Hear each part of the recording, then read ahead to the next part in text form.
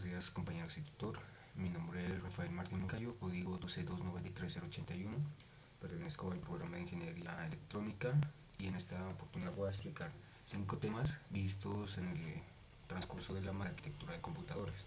De ellos vamos a ver lo que es el concepto de máquina secuencial del programa de almacenado de la arquitectura de Neumann. Adicional a eso también aquí se explicará la evolución de los microprocesadores, un enfoque funcional de la arquitectura de la computadora basada en la arquitectura de von Neumann, y vamos a ver también los sistemas numéricos y conversiones de sistemas binarios, decimales, octales, además del registro de un procesador 8086 y el progreso y avances de la tecnología RISC en comparación a la SIX. Empezando entonces con el primer tema, que es la estructura de máquinas secuencial de von Neumann. ¿Sí? Von Neumann nació en 1903 y murió en 1957. Él publicó y publicitó una idea de almacenado de memoria para los computadores que hasta la actualidad existe. Este también sirvió como primer borrador de la EDVAC, que es la Electronic Discrete Variable Automatic Computer, y también sido una de las primeras computadoras. Lo que publicitó, o la idea de almacenado en memoria, tiene unas bases teóricas sobre la arquitectura de la misma, en donde los datos se almacenan en una misma memoria, los contenidos se direccionan, indican una posición, la ejecución se realiza en secuencia y realiza una representación binaria. El funcionamiento de todo ordenador que el programa almacenado que von Neumann publicitó nos dice que el funcionamiento controlado desde la CPU para un computador tiene ciertas características, en donde el primero es el circuito integrado por millones de transistores. Para esto también está el procesador, el cual está conformado por millones y millones de transistores. No olvidemos que uno de los últimos microprocesadores que hay en el mercado utiliza más de 700 millones de transistores. También la CPU va a controlar y gobernar todo el sistema. Esta es, por ende, la unidad central de procesamiento. Toda la base del funcionamiento de la misma, desde la tecnología anterior y por la arquitectura de von Neumann. Las principales características de una computadora son la unidad de control, la unidad aritmético-lógica, la memoria principal y los buses de transmisión. Cada una tiene, digamos, en su unidad de control. En este caso lee instrucciones de programa, envía órdenes y estas son ejecutadas. El proceso va por medio de secuenciadores y la instrucción de registros.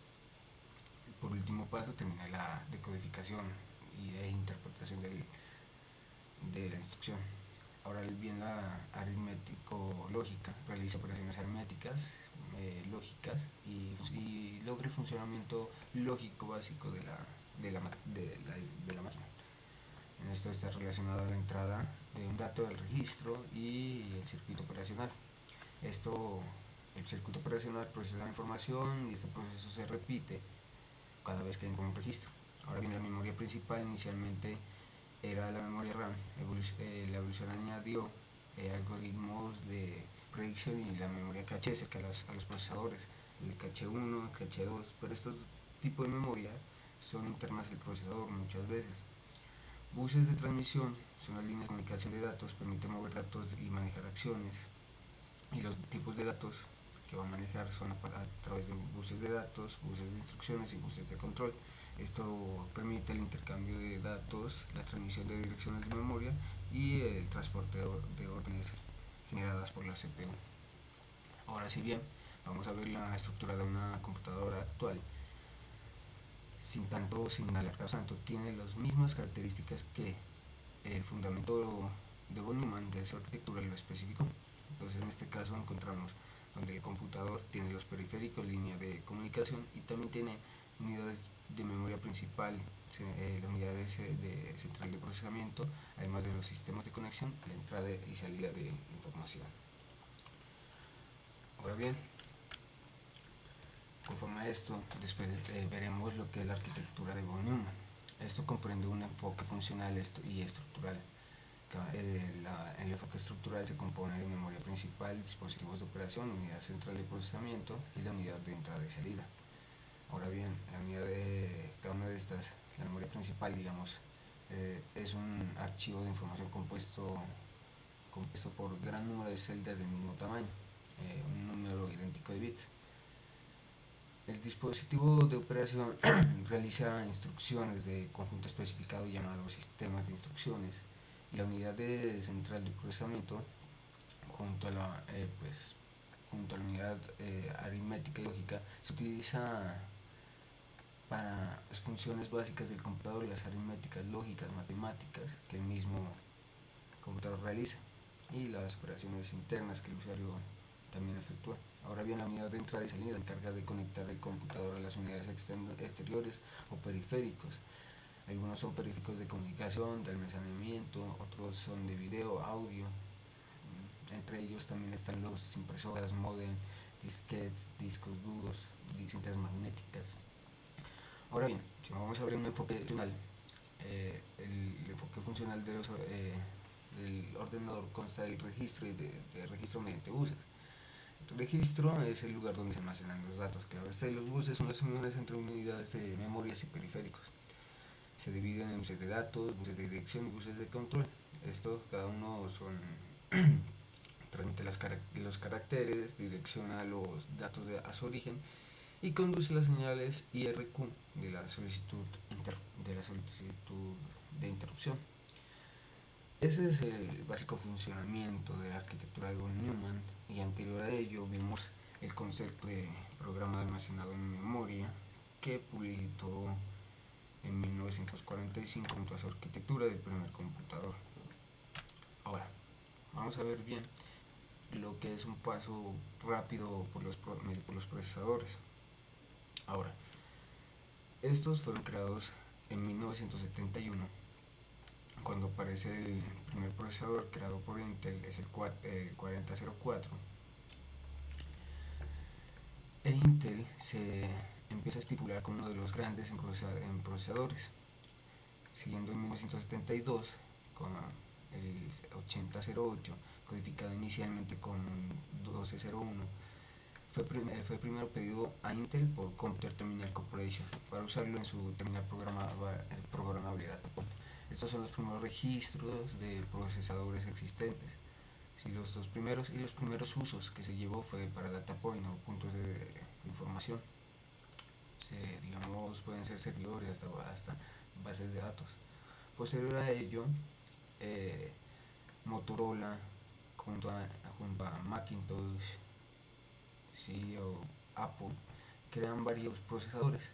Muchos de ellos son utilizados en computadoras como la Altair, la Macintosh, de las primeras Macintosh que hubo, la Altair 8080, la Ensai 8080 también fueron creadas en esa época, ya que en 1974 Motorola desarrolla el SCMP o el SCAMP, que fue un microprocesador muy conocido y presentó un bus de 16 bits.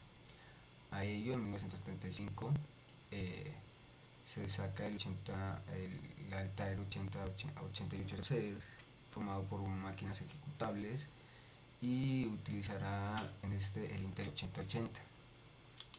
En realidad la Ensai, el computador personal, se llama Ensai 8080 por el mismo procesador. Fue el tercer procesador ejecutado por Intel.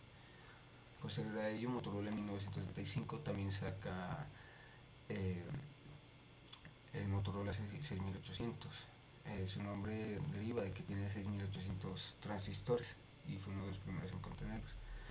A ello también llega el Z8, creado por la compañía Zilog, un microprocesador de 8 bits construido con tecnología NMOS. ¿Sí? Este tenía hasta 1.77 MHz y 4 KB de RAM. Ya hasta en 1978 llega el 88, el cual fue solicitado por IBM y desarrollado también por Intel para las nuevas IBM PC. La popularidad de las 8088 impulsó a Intel a una de las mejores empresas por la revista Fortune en los 60, ya que la vio como una de las más futuristas, una de las mejores empresas con un índice de venta muy alto para esa época. Y hasta 1978 se quedan con procesadores de pistas que no representan más de hasta 32 pines de conexión, 16 por cada uno, 16 por cada lado, perdón. Estos microchips dejaron de ser ya usados cuando en 1982 Intel saca el 8028.6, conocido como el 286. Fue el primer procesador de Intel que podía ejecutar todo software escrito para su procesador. En este, por este procesador se basaron 15 millones de PCs y fue uno de los procesadores más rápidos que hubo. Ya para posterior a ello, Intel se apodera del mercado gracias al posterior 8088 y lanza también el i386, conocido como el i386. Se integró con más de 275.000 transistores, hizo más fácil la implementación de sistemas operativos que usarían memoria virtual. Ahora bien, la VAX 78032 en 1985, desarrollado por Digital Equipment Corporation, la DEC, es el único chip de 32 bits que se usó en un equipo Microvax 2 y contenía hasta 125.000 transistores, esto creado con tecnología ZMOS. Y posterior a ello sacan Intel para quedar en el mercado en 1989 el Intel i486. Pues fue el doble rápido del i386, tenía más de 500.000 transistores y fue el primero en ofrecer un procesador matemático dedicado. Si vamos a ver, posterior a ello, en 1991, después de 1989 que con Intel saca el i486, AMD incursiona en el desarrollo de microprocesadores. AMD desarrolla su propio procesador y es 100% desarrollado por AMD. Incluye los seriales desde el 286, 386, 4 y 586, compatibles también con código Intel. Estos fueron llamados clones, pero su frecuencia de reloj y funcionamiento fueron mejorados. Ahora bien, llegamos con el Motorola PowerPC 601.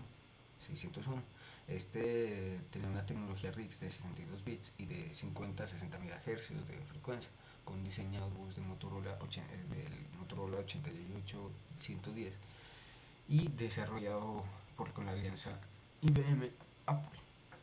Y ahí aparece la alianza AIM, o una de las organizaciones más grandes de tecnología que tuvo en Silicon Valley, que fue la AIM, la alianza que fue de Apple, IBM y Motorola para construir los computadores Macintosh Apple Computer de Apple Computer. En 1993, para competir contra ello, Intel saca el Intel Pentium, capaz de ejecutar dos operaciones a la vez gracias a sus dos pipelines de datos de 32 bits. Y tenía una compatibilidad con buses de datos de 64 y compatibilidad de 32 bits al mismo tiempo. IBM sacaría posterior a ello y pedido a Motorola la PowerPC 620. Fue uno de los primeros prototipos de procesador de 64 bits de arquitectura avanzada. Fue diseñado por usuarios de servidores.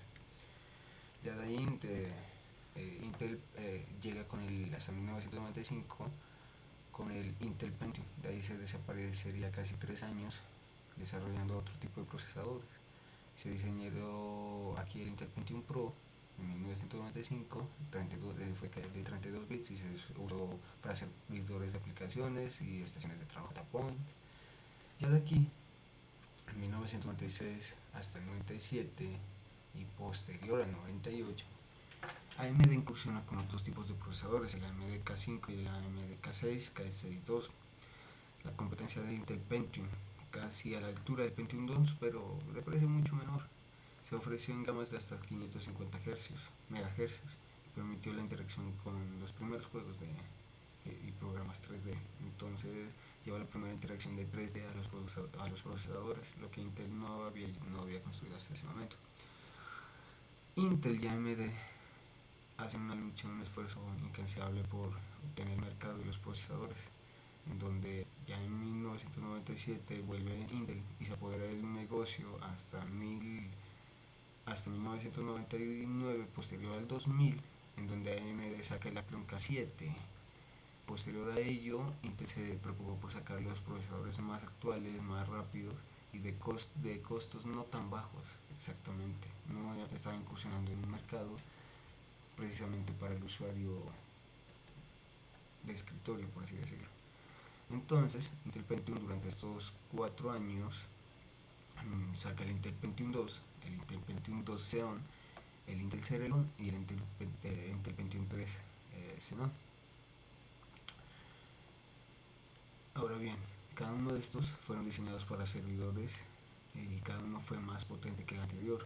El primero, digamos, en 1997 tiene 7.5 millones de transistores, a diferencia de sus antecesores. Ya con el Intel Pentium 2 Xeon se diseñó para computadores de rango medio, estaciones de trabajo y servidores más potentes, pero aún así no se estaban diseñando para computadores personales. Lo que ya hace con el Intel Celeron en 1999, cuyo procesador incursiona en un mercado más específico, siendo la línea de procesadores de bajo costo. No era exactamente económico, pero su potencia era mayor, igual que su precio. Entregó un desempeño destacado para el uso de juegos y software interactivo. Fue uno de los primeros en realizar multitarea con gran éxito. Ya de ahí sale Xeon 4, que es una de las modificaciones del Pentium Pro y con construcciones SI muy similar al Pentium 2, pero solo llegaron hasta los 600 MHz y velocidad no fue muy rápido. Y en 1999 y 2000, AMD junto a Intel pelean por dos campos de mercado de procesadores muy parecidos, en donde ya en 1999 se construye el Athlon K7 y Intel Pentium al mismo tiempo saca el Pentium 4. Pero AMD incursiona con el primer procesador que supera el GHz de velocidad, siendo este el primero en romperlo, la marca. Y Intel Pentium se quedó en eso, pero llegó y superó el Hz de memoria, el GHz de velocidad, llegando al 1.4 y el 1.5. Duró hasta 8 años en el mercado, es más, hasta actualmente los encontramos. AMD durante 7 años, posterior empieza a mejorar sus procesadores hasta los actuales de 32 bits que ejecutan tecnología doble de 64 y hasta 86 bits. Intel Pentium ya empieza a crear procesadores de silicon fabricados por Silicon, y sus transistores llevarían más de 9-10 millones de transistores. El grosor de cada silicon dentro de estos procesadores no superaba los 90 nanómetros. Intel Pentium 4, el Prescott, fue un fracaso total por su sobrecalentamiento en 2004, y en 2004 AMD Athlon 64 marca una gran diferencia frente a Intel Pentium 4, el Prescott. Bien, ahora, posterior a ello, se hace una competencia entre AMD e Intel entre mejores procesadores, en donde está el Intel Core Duo, que es un procesador muy óptimo, que hasta ahorita se usa y muchos computadores lo usan en conexiones de trabajo o data point. Llegó al 1.66 de GHz y fabricado a 65 y 45 nanómetros de su silicon, de silicio. La primera generación de procesadores de 3 y 4 núcleos fue la AMD Phenom. Ya por último, tenemos los últimos procesadores de mercado actuales desde 2007 con el Phenom hasta el 2016 o 2015 con los Intel Core Rockwell. Ahora bien, nos hemos dado cuenta que Intel ha estado trabajando todos sus procesadores hasta la actualidad. Ahora bien, si miramos desde 2008, Intel Core saca sus nuevos línea de procesadores, que son los tan llamados Intel Core de generación i3, i5, i7, de 4 núcleos y de arquitectura x86 y 64. Sucesor del Core 2, posee ya un total de 731 millones de transistores. y es de una tecnología de silicio de 45 a 32 nanómetros. Ya en él también sacan posterior a ellos los Intel Core Sandy Bridge. AMD saca como competencia el Fusion, que es uno de los procesadores más potentes que ha sacado en su línea de mercado, con, y de tecnología DDR3. Pero Intel sigue abarcando el mercado de procesadores con procesadores cada vez más rápidos, cambiando su arquitectura. Es aquí donde su capacidad de mercado, su estrategia de mercado se parece mucho a Apple, en donde cada año, 2011, 2012, 2013, hasta el 2014 y 2015, van sacando procesadores de gama cada vez más alta con nombres diferentes, en donde dicen que es de séptima, octava, novena y décima generación, pero solo por abarrotar el mercado, más que nada. No quieren dejar que AMD involucre mucho al mercado de procesadores, por eso Intel en su mercado saca a cada año un nuevo procesador, entre ellos está el Sandy Bridge, el Ivy Bridge, el Core Browell, Core Haswell, y todos ellos son de arquitectura parecida al I, pero son de quinta, sexta hasta octava generaciones cada vez. Por ejemplo, el Core Haswell salió en 2013 con una arquitectura muy similar al Ivy Bridge. Vamos a ver cuál es el Ivy Bridge, que salió en 2012 con 1.400 millones de transistores y 3.9 GHz de velocidad. Cabe destacar que en esta forma de mercado, a pesar de que sean muy parecidos, la velocidad va aumentando muy poco. Hasta ahora, los Core Broadwell, que son la línea más actual de procesadores, ya han llegado a los Core Broadwell de tercera generación hasta esta época. O sea, hasta hoy, 28 de marzo, hay la cuarta generación de Core Broadwell de línea de procesadores Intel. Esta arquitectura ya llega a los 14 nanómetros de su capa de silicio y son la familia de procesadores Intel Core más actualmente, llega hasta los 5 GHz de velocidad en una de sus presentaciones.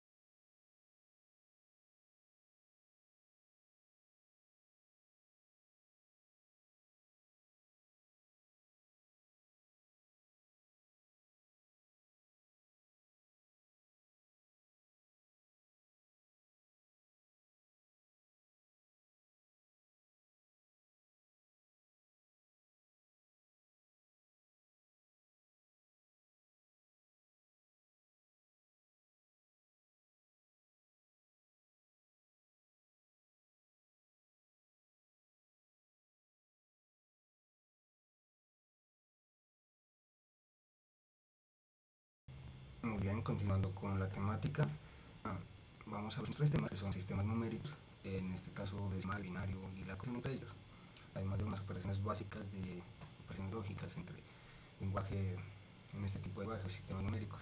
También vamos a ver lo que son los registros de un procesador 8086 y el progreso y avance de los sistemas RISC y SIX actualmente. Bueno, ahora, si vamos a ver los sistemas numéricos, cada sistema numérico que utiliza computadores en cuadro, cada uno pasa por sistemas de conversión para presentar al usuario un resultado final.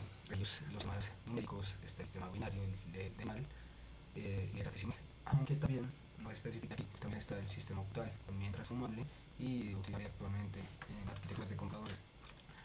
Del sistema binario, que podemos decir las características, es que es el más sencillo de todos, maneja una arquitectura 0 y 1, el cual 0 es apagado y 1 es prendido o encendido. Su lógica para trabajarla mediante cuadros es que si es 0 es negativo y si es 1 es verdad, es verdadero.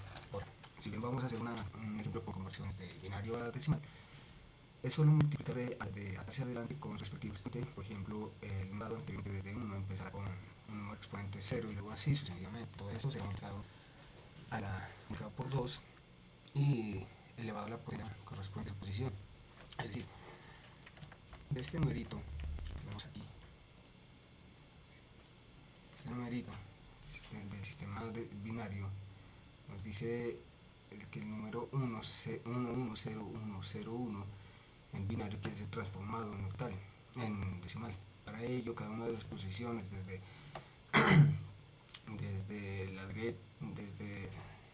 la derecha, ¿sí? Desde la izquierda hasta la derecha, multiplicaremos por 2, es decir, y con un exponente de su posición, es decir, 0, 1, 2, 3, 4, 5 sería esa posición.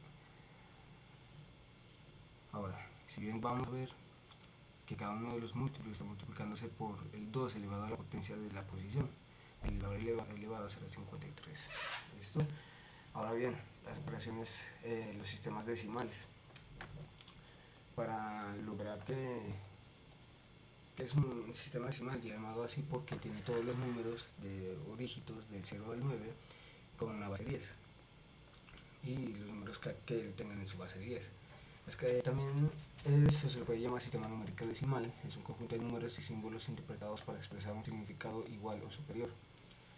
Ahora,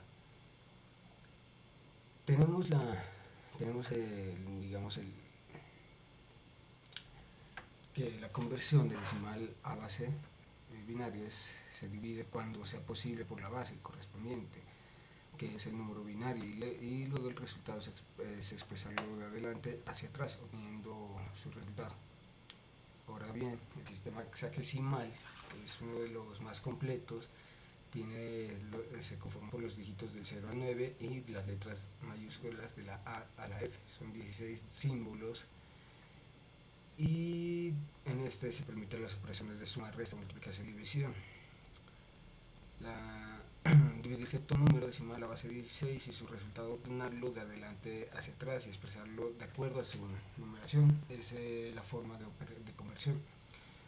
Digamos, la conversión de hexadecimal a base 2 o binario sería, en este caso, utilizar un elemento de la tabla de números binarios y a hexadecimal y buscar para organizar dicho número. 9F5, 16 a binario sería en su número, terminaría siendo los 1001, 111, 0101. Ahora bien, estos sistemas numéricos son prácticamente línea base del lenguaje de la computadora. Si vamos a ver ahorita, vamos a ver lo que son las tecnologías CIS y RISC, ¿sí? Además del sistema de procesamiento almacenado en un sistema 8086 o 8088. Es prácticamente la misma arquitectura, en donde el registro de uso general, que es el ingresado por acá, posteriormente irá a hacer ejecuciones de registro temporales y será procesado por la unidad aritmético-lógica. Estos indicadores viajarán por un bus interno de 16 bits hasta la unidad del registro de comunicación interna, en donde pasando todos los niveles, el sumador, ¿sí?, los atrapará las scrollerá y el bus de direcciones a 20 bits del 8086 llega a la unidad lógica de control del bus, horarios externos para periféricos, y de aquí los buses de datos, en el caso del 8088 es de 8 bits y 16 para 8086, se retroalimentará para el registro de comunicación interna. Todo este proceso se irá retroalimentando hasta llegar a la cola de instrucciones, que para el caso del 8086 es de 6 bits. Una vez la cola de instrucciones pase del primero hasta el mayor, es decir, el primero en llegar es el primero en irse, el sistema de control de la unidad de ejecución pasa de nuevo a registros temporales y retroalimenta toda la ejecución, la unidad de ejecución. Esa es la básica funcionamiento de almacenado de un procesador 8086. Muy bien, en esa época se utilizaba tecnología SIX a comparación de la RIX. Y bien, para ello se han pasado casi 10 años las tecnologías RIX y SIX en versus, de cuál es mejor, cuál es peor. Ahora bien, las nuevas versus viejas arquitecturas ISA. Bien, la RIX instruía en un momento que las instrucciones de la máquina pasen directamente a la ejecución de instrucciones. La SIX, como es una nueva arquitectura la desmenuza un poco más, pasa por cierta cantidad de procesos dentro de la arquitectura, dentro del computador, en donde la instrucción de la máquina pasa por conversión de microcódigo hacia microinstrucciones, y estas microinstrucciones son ejecutadas para tener toda la ejecución de la instrucción deseada. Ahora bien, la tecnología SIX en comparación a la RIX ha avanzado, ha avanzado bastante por ser la nueva estructura de comunicación para los computadores. Si bien estos dos se han estipulado, cada uno tiene su propia defensa. RIX, a pesar de que es una vieja tecnología, sí, aún se elige por encima de la SIX, y en muchos casos la SIX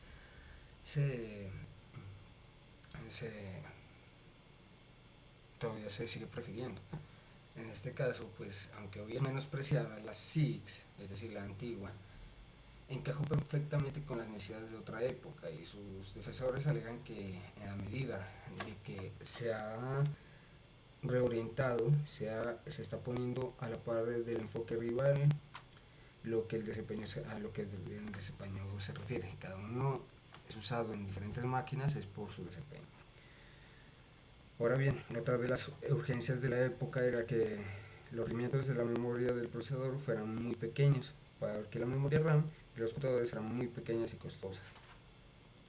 La metodología SIX cumplía con esos requisitos, y fue por ello que lo que adoptó y a la propulsión de este sistema, por así decirlo, popularizó desde el nacimiento de la microcomputación. Aunque la RIX ya existía para esa época, la tecnología RIX ya existía desde el inicio del microprocesador.